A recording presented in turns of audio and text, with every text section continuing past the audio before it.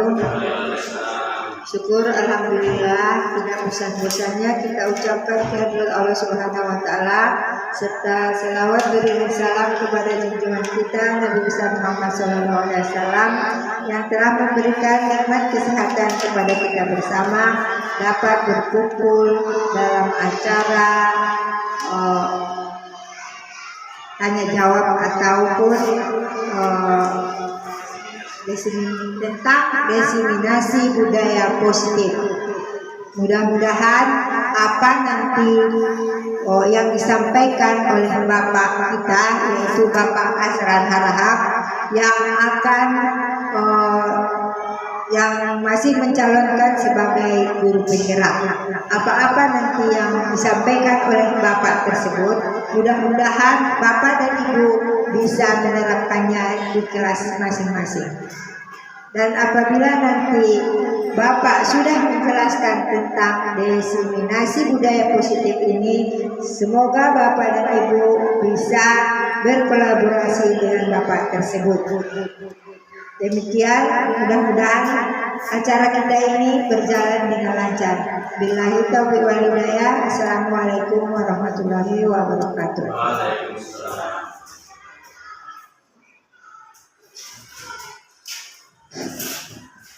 Baik, terima kasih. Assalamualaikum warahmatullahi wabarakatuh. Pertama sekali yang terhormat kepada ibu kepala sekolah dan juga kepada rekan-rekan guru, Bapak Ibu guru, dalam hal ini sudah berkenan mengikuti acara dalam hal diseminasi budaya positif yang saya akan mencoba memaparkan nanti.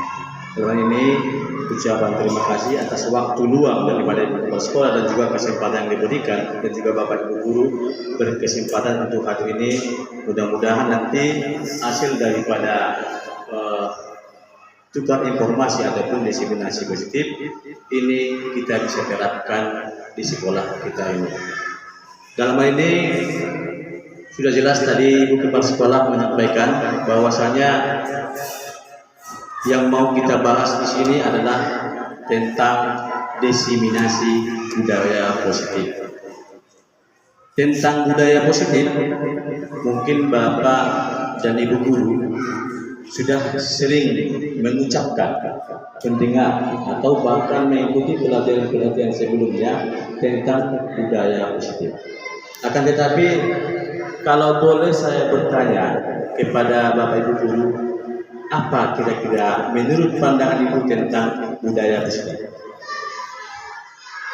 Ada Bapak kelas 3 ataupun ibu-ibu yang lain, apa itu budaya positif menurut pandangan Bapak Ibu?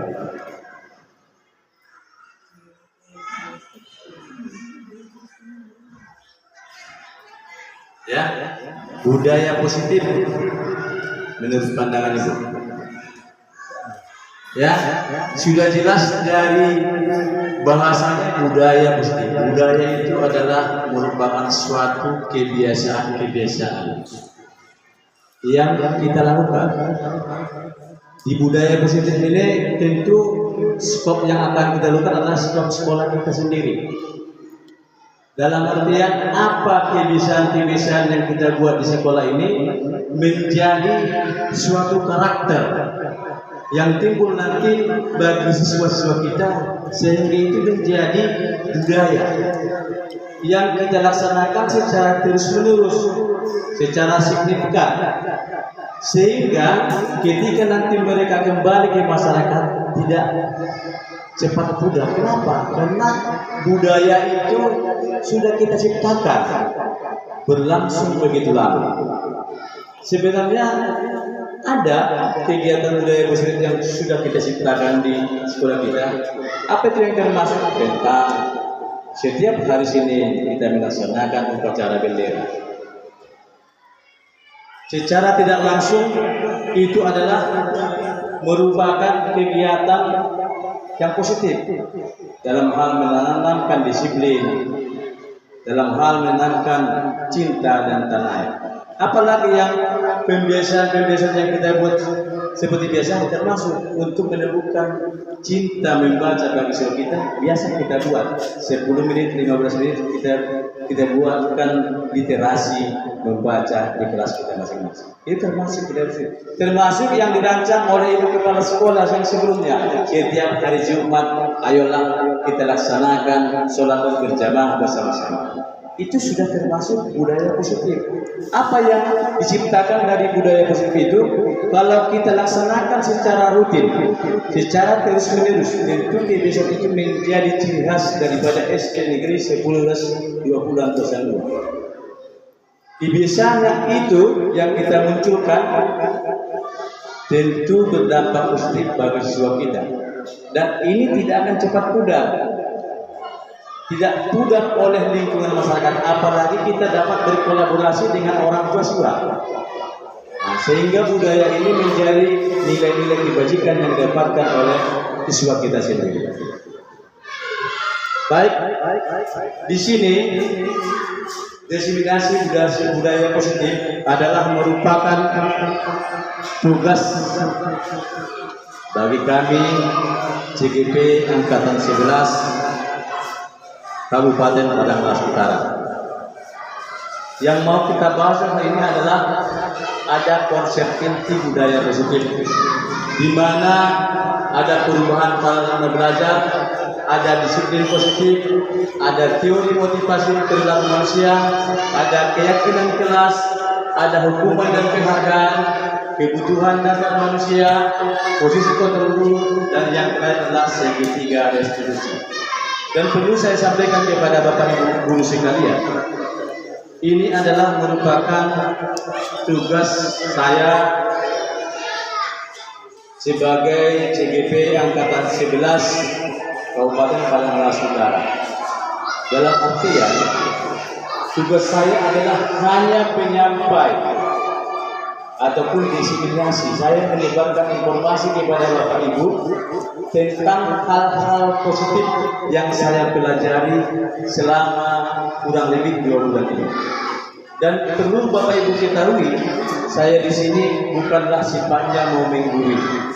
Dalam artian mungkin Bapak Ibu guru lebih tinggi ilmunya dalam hal ini. Mungkin Bapak Ibu sudah sering melaksanakan suatu pelatihan atau seminar tentang budaya positif seperti yang mau saya paparkan. Tapi di sini saya berkesempatan untuk melaksanakan tugas menyebarkan informasi, dan menurut saya informasi ini adalah informasi yang sangat penting untuk kita ketahui dan juga kita terapkan di hari-hari berikutnya. Baik. Di sini kita lihat pertama sekali ada pembelajaran dengan paradigma baru. Kalau ditanya dengan pembelajaran paradigma baru, berarti ada pembelajaran paradigma lama. Apa yang kita buat pembelajaran dengan paradigma lama? Nah, itulah yang mau kita rubah dengan paradigma baru. Dengan paradigma baru, pembelajaran dirancang berdasarkan prinsip pembelajaran berdiferensiasi. Maksudnya, pembelajaran ini kita terapkan dengan mengetahui kebutuhan, minat, dan tahap perkembangan siswa kita sendiri. Dalam artian, kita tidak hanya memberikan pembelajaran itu dengan sama rata. Kita harus mengetahui kebutuhan minat siswa kita sendiri, yang pada akhirnya itu demi mewujudkan profil pelajar Pancasila. Yang mungkin Bapak Ibu sudah mengetahui tentang profil pelajar Pancasila, ada 6 dimensi, yaitu beriman dan bertakwa kepada Tuhan Yang Maha Esa serta berakhlak mulia. Tentunya masing-masing kita sebagai guru mengharapkan siswa kita menjadi beriman dan bertakwa serta berakhlak mulia. Akhlak itu kepada siapa? Termasuklah akhlak kepada Tuhan. Apa itu akhlak kepada Tuhan? Tentunya bagaimana dia beribadah. Ada juga akhlak kepada diri sendiri. Itu termasuk bagaimana cara dia peduli, menghargai orang lain. Nah, kira-kira begitu. Dan berkebinekaan global. Di sini tujuannya adalah dia mengerti budaya sendiri, budaya lokal. Akan tetapi tidak menutup kemungkinan dia juga menerima budaya yang luar yang sifatnya positif. Selanjutnya bergotong royong. Bergotong royong ini maksudnya bukan hanya bergotong royong ketika dalam kebersihan di halaman sekolah, akan tetapi maksudnya siswa itu mampu berkolaborasi, bekerja sama dengan hal-hal permasalahan yang ditemukan di dalam kelas ataupun di lapangan. Yang keempat, ada kreatif. Kreatif itu adalah dia punya gagasan, dia punya karya yang bisa ditunjukkan. Selanjutnya benar kritis. Benar kritis adalah diharapkan siswa itu bisa menerima informasi dan menganalisa informasi itu dan juga malah bisa mengevaluasi tentang informasi yang diterimanya. Dan terakhir mandiri. Mandiri itu adalah dia sigap dan sekaligus mengerti akan situasi dan bisa mengerjakan ataupun mengatasi kebutuhan yang akan dihadapi. Kira-kira begitu ya. Perubahan paradigma di sini disampaikan kepada Bapak Ibu, ada kegiatan kepalang tangan. Di situ dalam satu cerita ada A dan B ataupun Anda dan teman Anda, sobeklah secari kertas kecil, tuliskan benda atau sesuatu yang sangat berharga untuk Anda. Letakkan di salah satu tangan Anda dan genggam benda ataupun sesuatu tersebut dengan segala daya. Buatlah sebuah kepala. Terus teman Anda akan mencoba dengan sekuat tenaga dengan berbagai cara untuk meminta Anda memberikan benda tersebut. Boleh dengan cara membujuk, mengancam, menghardik, merayu, menyuap, apa saja agar dapat membuka kepala tangan Anda. Maksudnya begini, Bu. Tidak usah pun kita peragakan, ini sudah sering diperagakan.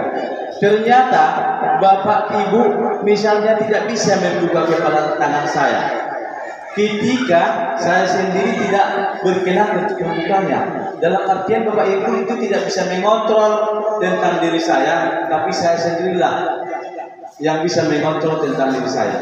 Mau saya buka atau tidak buka. Apa yang terjadi? Ternyata memang betul kita sendiri yang memegang kontrol atas kepala tangan kita. Apakah kita membuka atau menutup kepala tangan kita, itu tergantung pada diri kita masing-masing, sesuai dengan kebutuhan dasar kita. Jadi dalam artian apapun yang terjadi ketika memang Bapak Ibu ingin mengontrol tentang diri orang lain, itu sebenarnya tidak bisa. Kalaupun perasaan Bapak Ibu itu bisa dilaksanakan, itu adalah hasil daripada kontrol diri sendiri. Selanjutnya, miskonsepsi tentang teori kontrol. Di sini Bapak Ibu, miskonsepsi itu adalah merupakan suatu kesalahpahaman. Kesalahpahaman terhadap pelaksanaan yang kita laksanakan sebelumnya. Apa yang termasuk dalamnya? Ilusi guru mengontrol murid. Ternyata itu salah. Itu adalah hanya ilusi. Kita tidak bisa mengontrol murid. Kita tidak bisa semau kita untuk memperdayakan murid. Walaupun pada dasarnya Bapak Ibu merasa dengan memberikan suatu hukuman kepada murid, dia ada berubah. Tapi itu tidak benar. Kalaupun dia melakukan itu adalah hasil daripada kontrolnya diri sendiri juga. Ilusi bahwa orang dewasa berhak memaksa, sama seperti kita guru. Walaupun perasaan kita anak-anak itu lebih kecil ataupun kita lebih dewasa, tapi kita tidak berhak memaksakan kehendak kita kepada siswa kita sendiri. Ilusi, itu semua masih ilusi bahwa semua pengusaha positif, efektif dan berkah. Tidak benar juga. Ketika kita memberikan suatu pujian malah hadiah, itu bisa membuat suatu perubahan pada siswa kita. Ada kalanya ketika kita tidak memberikan suatu penguatan itu, dia akan memudar ataupun terlupa. Ilusi bahwa kritik dan membuat rasa bersalah mampu menguatkan karakter, ini juga hanya sebatas ilusi. Baik, selanjutnya yang kita bahas adalah perubahan paradigma stimulus respon ke pendekatan teori. Maksudnya prinsip belajar sederhana bahwa efek adalah reaksi terhadap reaksi stimulus. Maksudnya ada perubahan paradigma stimulus dengan ke pendekatan teori kontrol. Apa maksudnya itu? Realitas kebutuhan kita sama, ternyata di dalam teori kontrol realitas kebutuhan kita itu berbeda, ya, tidak sama kebutuhan kita. Sama dengan siswa kita punya kebutuhan yang berbeda-beda. Sebenarnya semua orang melihat hal yang sama. Menurut teori kontrol, ternyata setiap orang memiliki gambaran berbeda. Kita mencoba mengubah orang agar berpandangan sama dengan kita, ternyata tidak bisa. Menurut teori kontrol, kita berusaha memahami pandangan orang lain tentang dunia. Perilaku buruk dilihat sebagai suatu kesalahan. Menurut teori kontrol, semua perilaku memiliki tujuan. Orang lain bisa mengontrol saya, hanya Anda yang bisa mengontrol diri Anda. Itu kembali seperti yang saya sampaikan tadi, kitalah yang bisa mengontrol diri kita. Saya bisa mengontrol orang lain, Anda tidak bisa mengontrol orang lain. Ya sama ya, tidak bisa kita juga mengontrol orang lain. Pemaksaan ada pada saat rujukan gagal. Menurut teori kontrol, kolaborasi dan konsensus menciptakan pilihan-pilihan baru. Model berpikir menang kalah, menurut teori kontrol, model berpikir menang-menang. Maksudnya apa itu? Kita merasa ketika anak itu salah, bahwa kita adalah yang menang, anak itu adalah yang salah. Ternyata menurut teori kontrol, model berpikirnya menang-menang, maksudnya anak itu juga mempunyai tujuan. Kenapa dia melakukan kesalahan tersebut? Nah, kira-kira begitu. Kira-kira paham Bapak Ibu? Paham ya? Baik, kalau sudah paham kita masuk kepada disiplin. Menurut pandangan Bapak Ibu, apalah itu disiplin? Yang menurut Bapak Ibu kita? Disiplin yaitu peraturan dan tanggung jawab. Ya, peraturan dan tanggung jawab dari Bapak Ibu. Ada lagi Bu? Disiplin itu aturan yang harus ditaati. Aturan itu mantap ya, jawaban daripada Ibu kelas 5. Baik, ternyata aturan-aturan ataupun yang sudah itu kita lihat bahwa disiplin itu, kata disiplin berasal dari bahasa Latin yang dia disiplina, yang artinya adalah belajar. Disiplin itu adalah belajar. Disiplin diri berarti mereka bisa bertanggung jawab seperti yang bilangkan Pak Dopil, bertanggung jawab terhadap apa yang dilakukannya karena mereka mendasarkan tindakan mereka pada nilai-nilai kebajikan universal yang diyakini. Dalam artian disiplin itu adalah upaya dia belajar dalam menghargai dirinya sendiri, bertanggung jawab terhadap dirinya sendiri. Pakar pendidikan mengartikan disiplin sebagai bentuk kontrol diri. Nah, yang tadi dia merasa bertanggung jawab terhadap diri sendiri dan menghargai diri sendirinya, mengartikan disiplin sebagai bentuk kontrol diri, yaitu belajar untuk kontrol diri agar dapat mencapai suatu tujuan mulia. Tujuan mulia di sini mengacu pada nilai-nilai atau prinsip yang dianjurkan. Kita namakan nilai-nilai sebagai nilai-nilai pendidikan yang universal, yang umum, yang menyeluruh. Sebagai pendidik, tujuan kita adalah menciptakan anak-anak yang memiliki disiplin diri sehingga mereka bisa berperilaku dengan mengacu kepada nilai-nilai pendidikan universal dan memiliki motivasi intrinsik, bukan ekstrinsik. Maksudnya Bapak Ibu, motivasi intrinsik itu adalah muncul daripada dalam dirinya sendiri, bukan karena ada motivasi ekstrinsik ataupun motivasi yang timbul dari luar, bukan karena ada bentuk hukuman ataupun teguran daripada guru, atau bukan karena memang peraturan-peraturan yang ada diciptakan, tapi itu muncul dari dalam dirinya. Ini adalah suatu kewajiban bagi saya, dengan menghargai dirinya maka dia melaksanakannya. Ya, disiplin positif itu terbagi 3 tadi. Disiplin positif merupakan suatu cara menerapkan disiplin yang mengajarkan anak bertanggung jawab dan menumbuhkan kesadaran dan berdasarkan nilai-nilai kebajikan. Disiplin positif lebih ke arah disiplin diri yang dapat mengontrol diri dalam melakukan segala tindakan. Disiplin diri dapat membuat murid memahami dan menyadari berdasarkan motivasi internal, bukan akibat paksaan, ujian ataupun hukuman. Itu seperti yang saya katakan tadi, bahwa disiplin yang kita lakukan itu adalah atas dasar datang dari diri sendiri, bukan karena ada dasarnya dari eksternal ataupun dari luar diri sendiri. Apa rupanya nilai-nilai kebajikan universal? Itu begitu banyak nilai kebajikan yang sifat manusiawi yang merupakan tujuan mulia yang ingin dicapai setiap individu. Ya, bisa kita lihat di situ ada peduli, ada terus terangan, ada kebersihan, komitmen, belas kasih, percaya diri, ya, bertujuan dengan rasa gotong royong, ada rajin, ada keberanian, kesantunan, kreatif, semangat, kedermawanan, kejujuran, dermawan, harga diri, rendah hati, dan masih banyak lagi. Ada juga rasa hormat, tanggung jawab. Ini adalah semua merupakan nilai-nilai kebajikan universal. Baik, ini ada juga pertanyaan kepada Bapak Ibu.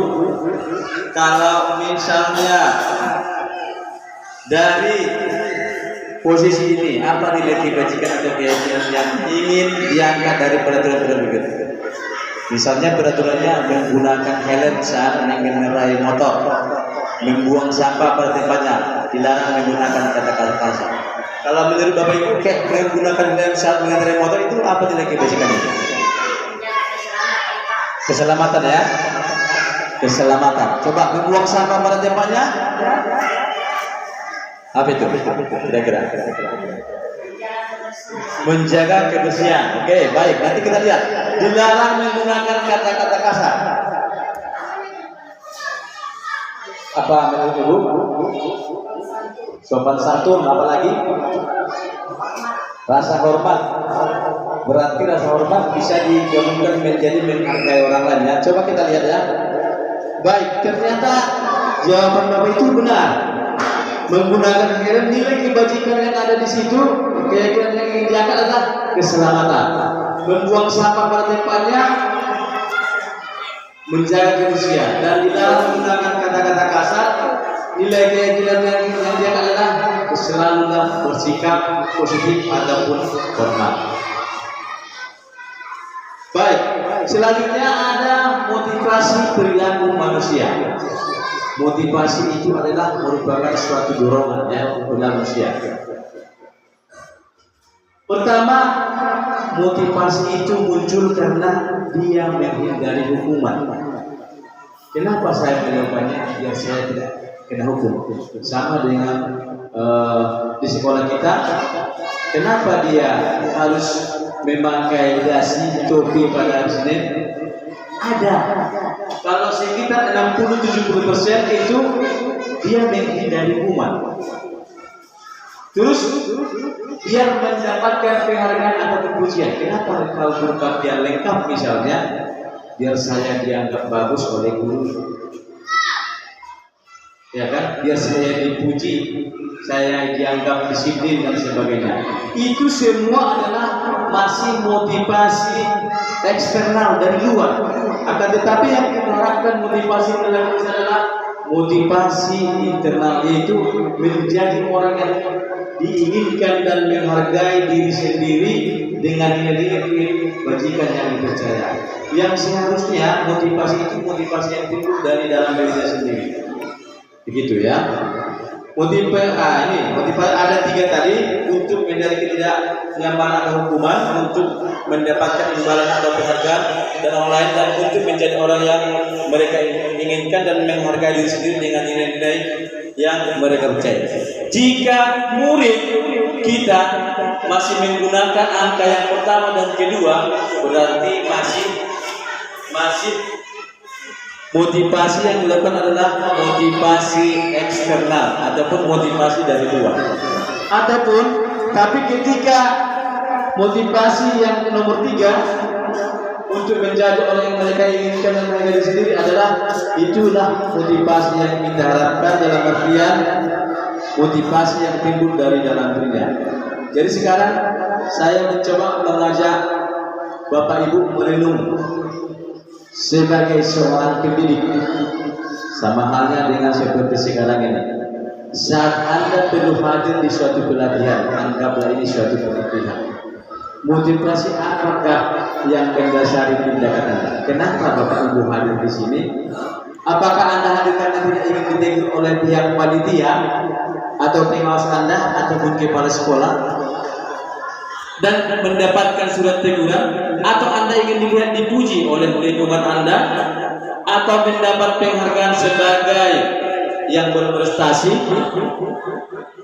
atau Anda ingin menjadi pembelajar sepanjang hayat, menjadi orang yang berusaha dan serta menghargai diri Anda sendiri sebagai teladan bagi murid Anda, guru-guru Anda, serta lingkungan Anda, karena Anda percaya tindakan Anda sebagai pemimpin kebelakang akan menjadi panutan oleh lingkungan Anda.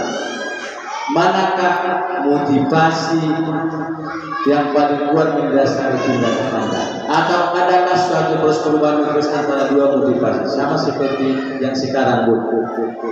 Apa yang membuat Ibu itu ikut mengikuti persentase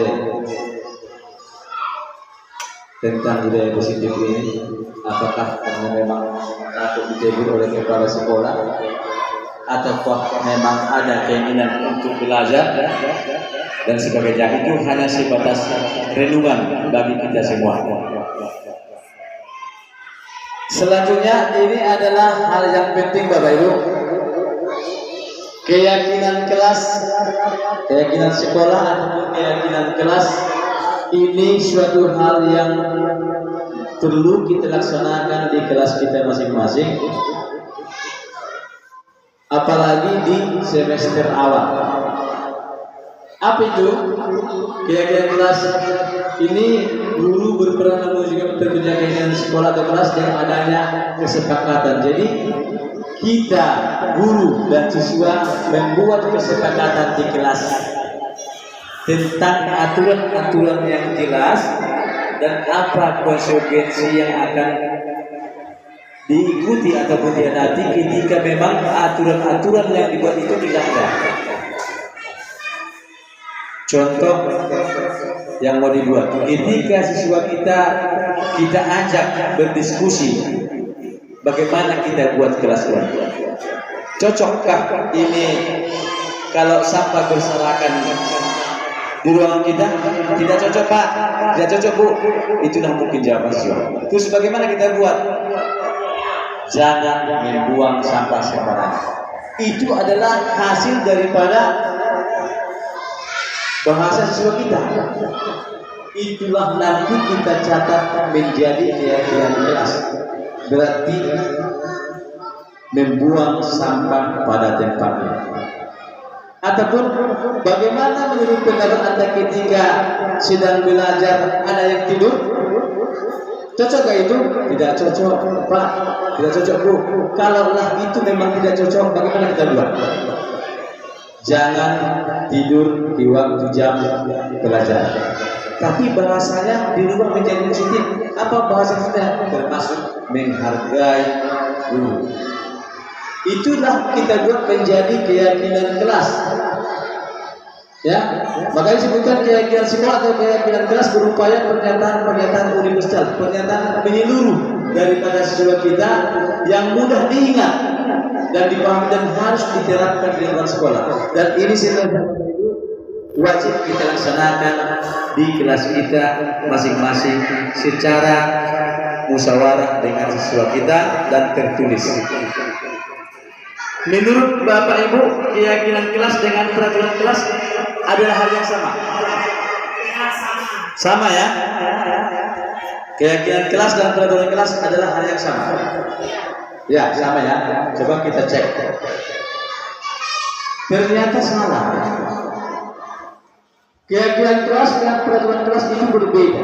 Apa yang menjadi berbeda di situ? Termasuk kalau keyakinan kelas tadi sudah disampaikan, itu adalah hasil kesepakatan kita dengan siswa kita. Kalau kita melakukan penanggalan seperti ini, dia sudah mengetahui keyakinannya. Oh, berarti saya harus begini. Kalau saya terlambat, berarti saya harus begini. Sudah menjadi aturan-aturan kelas.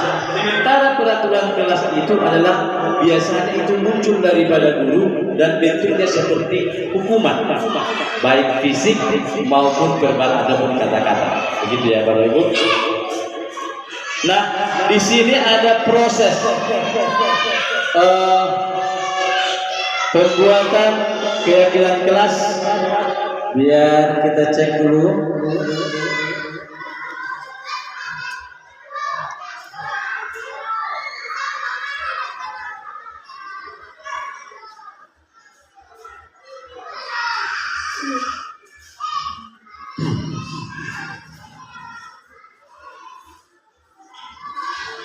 Ya, di situ kita lihat, walaupun kita tidak putar dalam videonya, di situ kita buat proses pelaksanaan pembuatan keyakinan kelas. Ada dua warna berbeda, ada warna merah dan ada warna biru. Sekilas yang mau kita buat di sini, setelah ada keyakinan kelas ataupun kesepakatan kelas musyawarah antara guru dengan siswa ditempelkan oleh murid-murid kita sendiri, itulah yang kita ambil menjadi keyakinan kelas yang akan kita catat di kelas kita menjadi keyakinan kelas. Ya. Dan bagi Bapak Ibu dari kelas 1 sampai dengan kelas 6, ketika ada suatu kewalaan ataupun ingin dibersamai dalam hal untuk membuat keyakinan kelas, kita akan siap untuk menghadiri ataupun ikut membersamai kelas Bapak Ibu supaya terjadi ataupun terbentuk keyakinan kelas di kelas kita masing-masing. Nah, ada urutan langkah-langkahnya, ya. Ada urutan langkah-langkahnya. Kalau misalnya diurutkan dari 1, 2, 3, 4, 5, 6, ada langkah-langkah yang dibuat untuk menetapkan keyakinan kelas. Yakni nomor 1 adalah kita diskusikan dulu. Munculkan dulu peraturan yang perlu ditaati warga kelas. Apa aturan-aturan yang ditaati di warga kelas? Ya kan? Itu adalah kesepakatan kita. Tidak boleh terlambat, Bu. Tidak boleh membuang sampah sembarangan, Bu. Tidak boleh mengejek orang lain, Bu. Tidak boleh menyebutkan nama ayah orang lain, Bu. Itu termasuk diskusi. Sehingga langkah kedua di situ kita ubah aturan-aturan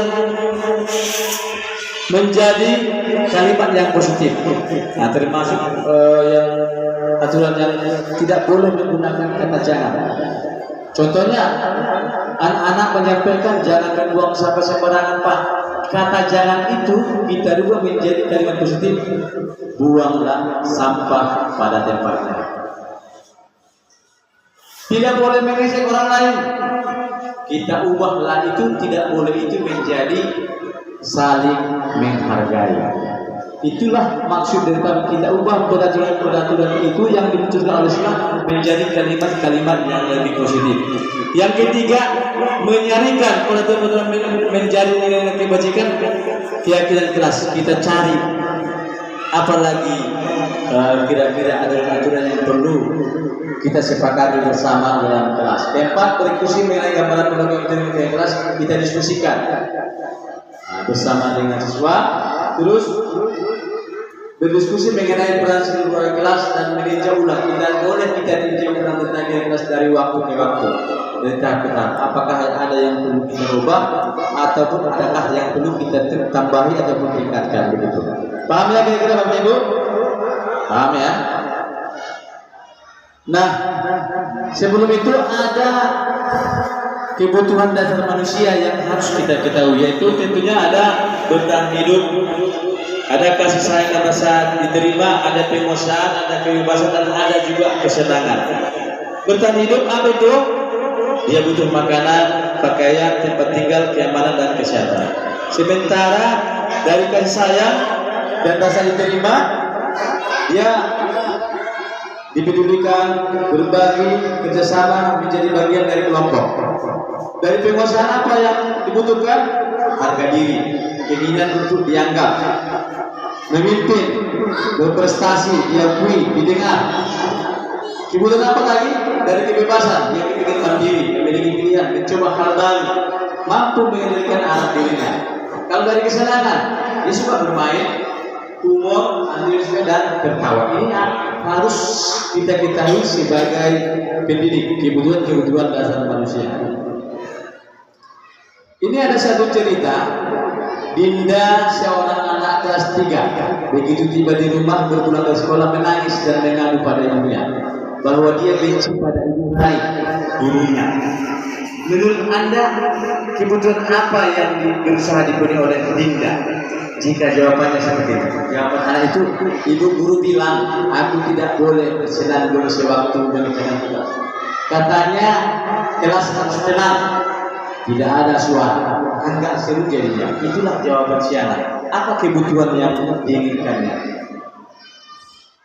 Ibu guru tidak menyapa hari ini, tidak bisa oleh guru hari ini. Padahal aku pakai jepit rambut baru. Dia mau menunjukkan jepit barunya.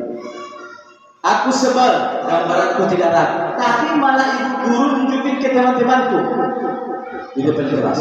Akhirnya dia jadi rasa malu. Apa kebutuhan yang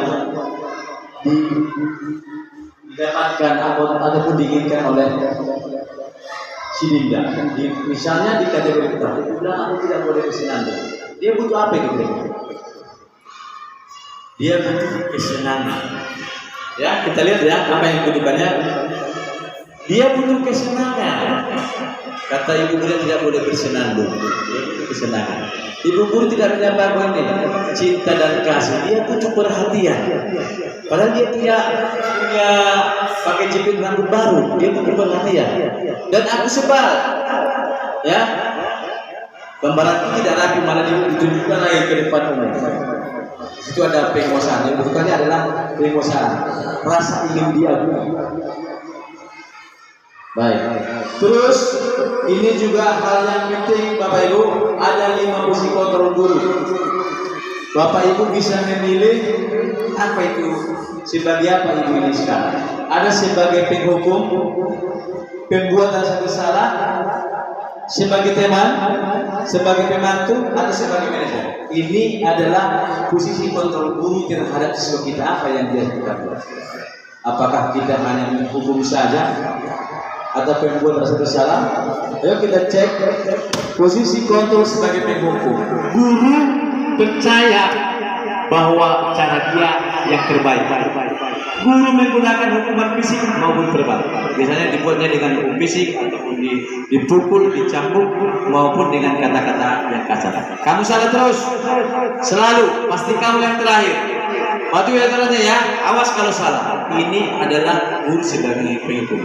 Dan ini sebenarnya Bapak Ibu tidak boleh dilaksanakan. Posisi kontrol sebagai pembuat rasa bersalah. Ini biasanya guru menggunakan intonasi yang lebih rendah, lemah lembut, atau mungkin keinginan untuk membuat situasi yang tidak nyaman.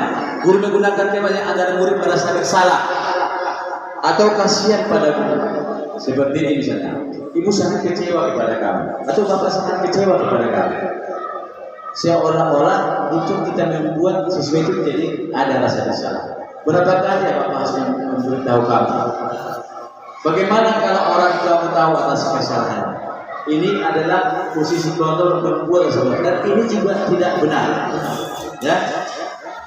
Selanjutnya posisi kontrol sebagai teman. Penjelasannya, guru menggunakan kalimat persuasif dan intonasi nada suara ramah untuk mengontrol murid. Guru menggunakan humor dan mempunyai hubungan baik dengan murid. Menggunakan kalimat yang positif dan cilaka seperti teman, ya. Ayo belajarlah, ibu bapak. Ya sudah, kali ini tidak apa-apa, ibu maafkan dan bantu jelaskan ya. Itu juga merupakan posisi kontrol yang kurang bagus. Kenapa?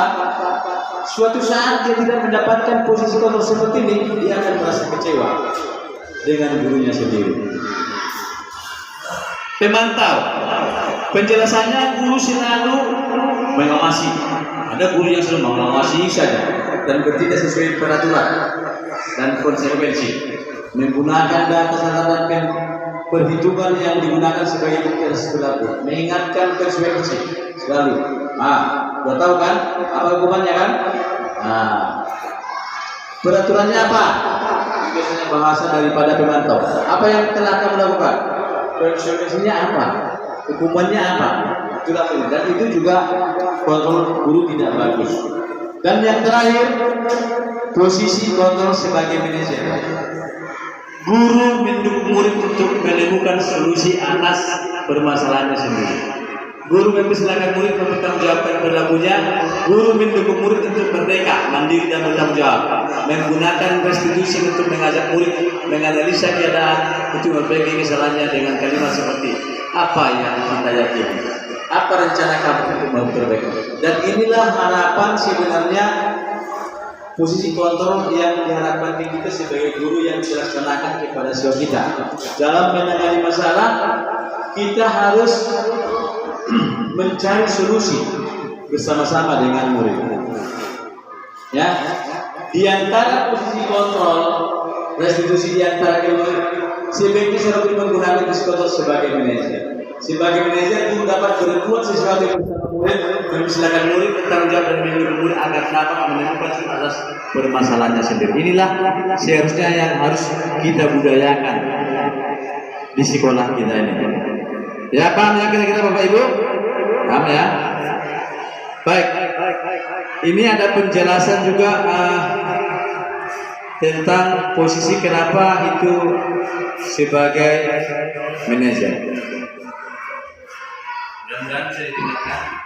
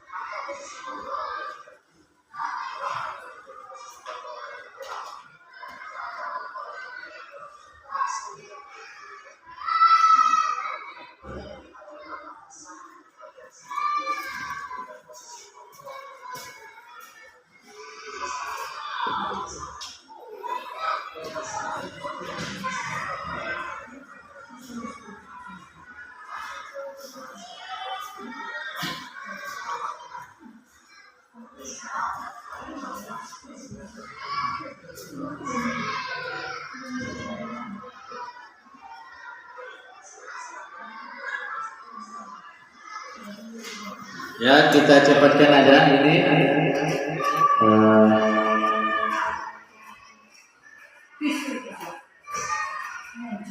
Baik, Bapak Ibu, itu tadi adalah tata cara posisi manajer yang disampaikan oleh beliau, dalam artian itulah cara penyelesaian dengan segitiga restitusi. Baik, untuk selanjutnya kita akan membahas tentang segitiga restitusi, yaitu guru yang berperan sebagai manajer menggunakan segitiga restitusi dalam penyelesaian masalahnya melalui 3 tahapan, yaitu menstabilkan identitas, validasi tindakan yang salah, dan menanyakan keyakinan. Yang tujuannya adalah menghasilkan murid yang mandiri serta bertanggung jawab. Ya begitu ya. Yang terakhir itu memang adalah segitiga restitusi, menyelesaikan permasalahan dengan beberapa tahap, yaitu menstabilkan identitas, validasi tindakan yang salah dan menanyakan keyakinan. Baik, ada contoh segitiga restitusi yang sudah kita terapkan di sekolah kita.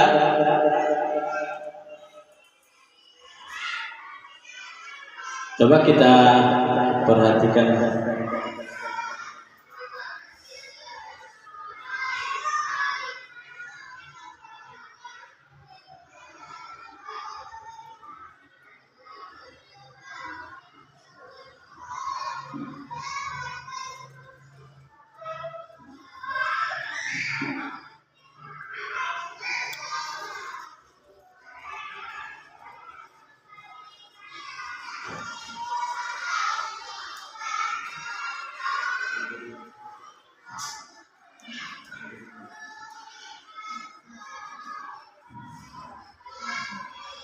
Oke, baik Bapak Ibu, setelah yang terakhir tadi ada segitiga restitusi dalam artian pembacaan masalah dengan menggunakan segitiga restitusi, mungkin berakhirlah acara kita. Dan ini ada suatu kesimpulan yang dapat kita buat di dalam pertemuan ini, termasuk hal-hal yang kita bahas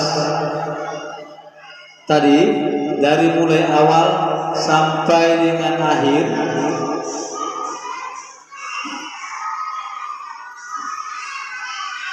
Yakni tentang perubahan paradigma belajar, disiplin positif, teori motivasi perilaku manusia, keyakinan kelas, hukuman dan penghargaan, kebutuhan dasar manusia, posisi kontrol guru, dan segitiga adalah merupakan suatu budaya-budaya yang akan kita harapkan di sekolah kita, sehingga budaya-budaya itu akan menciptakan suatu karakter bagi siswa kita dan juga karakter sekolah kita, sehingga menunjukkan menjadi budaya positif yang tidak hilang walaupun kembali ke penerimaan masyarakat tidak gampang terhapus, karena hal ini merupakan budaya yang kita laksanakan secara terus. Baik, terima kasih atas perhatian Bapak Ibu. Mudah-mudahan dalam pemaparan tentang diskriminasi budaya positif ini bisa bermanfaat untuk kita dan juga bisa kita aplikasikan kepada sekolah kita ini sendiri dan bermanfaat untuk hari depan. Mohon maaf atas segala kesalahan. Saya akhiri. Assalamualaikum warahmatullahi wabarakatuh.